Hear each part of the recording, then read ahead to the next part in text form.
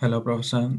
This is my topology for the assignment. I'll quickly go through the topology. As you have asked, I have connected the data centers of the HQ and test each to single switch, and I have divided the remaining pieces like 3 and 3 here and 2 and 2 here.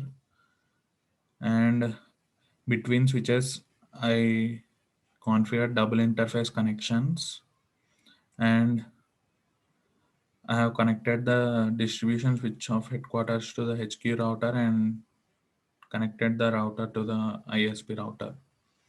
So basically this is my topology, and coming to the VLANs, if I go on the HQ multi-switch, as you can see I have configured the VLANs right here, VLAN 10 to 16, and similarly if I go to the testing switch, VLAN 17 to 21, I have configured them. And after that, coming to the spanning tree protocol, I will show the trunking first. So, if I go to the HQ multi-switch enable mode and show interface trunk, as you can see the trunking is done here. Similarly on the test multi-switch as well. Interface trunk. Yeah, the trunking is done here as well on both the switches. So basically, this HQ distribution switch acts as the root bridge for all the VLANs here by using the spanning tree protocol. So whatever information we want to send goes through the HQ multi switch. So we need to do trunking for that. And after that, I have coming to the NetStash channel bonding. I have combined these two channels and basically merged them into one single port channel. As you can see, these are two interfaces, but after that, here you can see that I have created four port channels, 1, 2, 3, and 4. Basically, I combined the double interface and made it a single one.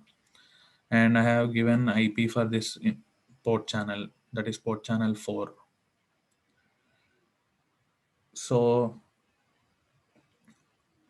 after the channel bonding, coming to the inter VLAN routing, I have given the IP address here for the inter VLAN routing to, and basically it follows the OSPF protocol to communicate between these PCs and these here between the HQ and the test headquarters. So I have configured the inter VLAN routing here. So if I ping from here to, let's say, here, as you can see it is successful, and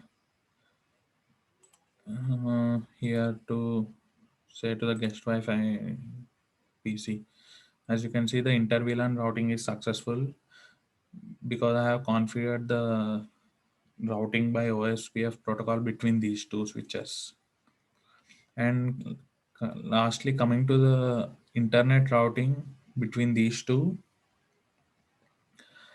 I have followed the OSPF protocol as well, and but between the routers I have done the normal routing protocol, like the default routing protocol. I have given an IP for this one and this one as well. So for example, if I go here and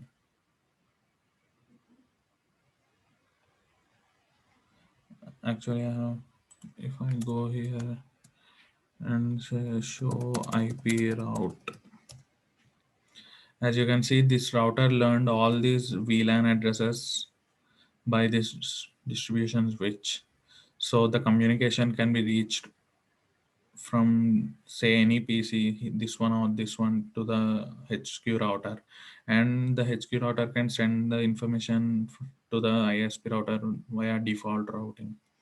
So, for example, to show this, if I ping here to let's say here,